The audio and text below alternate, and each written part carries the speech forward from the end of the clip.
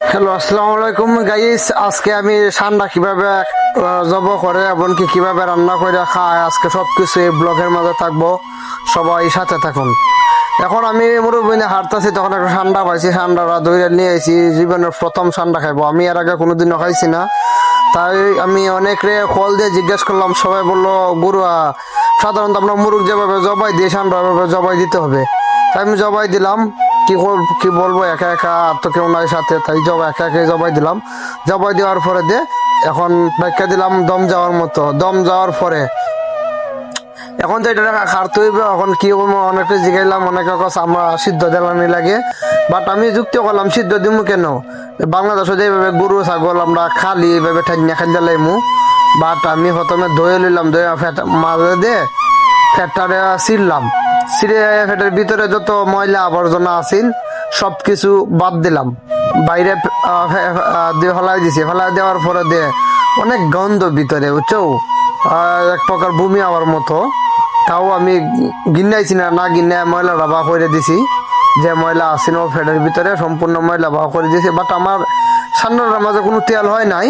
শেষটা আমি ভাবছি হয়তো তেল লইব, তেল লইলে যা তেল তুলমুনে, সান্নার কোনো তেল পাইছি না। বাট দুইটা মূল্যমান 72 লাখ টাকার বেশি হয়েছি। বিএসি দুইটা আমি আলাদা আগলা করে রেখে দিছি। রেখে দেওয়ার পর ভিতরে যত ময়লা আবর্জন সম্পূর্ণ ক্লিয়ার করেছি। ক্লিয়ার করিয়া এখন আমি এটা চামড়াটা খালমু, ঠিক আছে? কিভাবে খালে জানেন না, তাদের জন্য এই ভিডিওটা। প্রথমে একটু ব্লেড দিয়ে সামনে থেকে একটু কইরা তুলে লইছি, তুললে আবার টান দিয়েছি, খুব সুন্দর মুখের মতো উঠে যাইতেছে।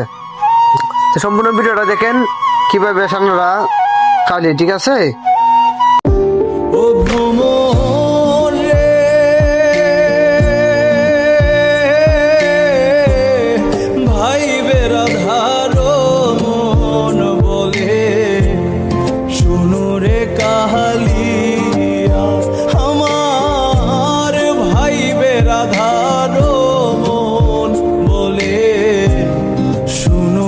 কাহালিয়া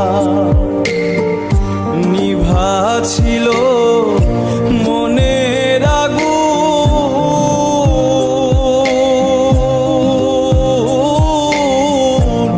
কি দিয়া জ্বালাহিলা রে ভ্রমর কইয়া।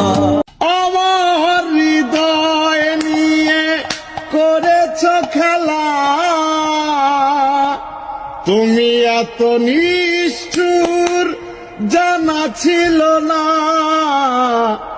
আমাকে তুমি ভালোবাসনি,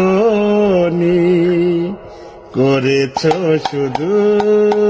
হ্যালো গাইস, দেখতেছেন আমার সান্ডা খালা শেষ। এখন সান্ডা দইয়া রুমের ভিতরে নিয়ে খাইটা এবং তার খাইলে সম্পূর্ণ ভিডিও আপনার সাথে থাকুন, দেখতে পারবেন।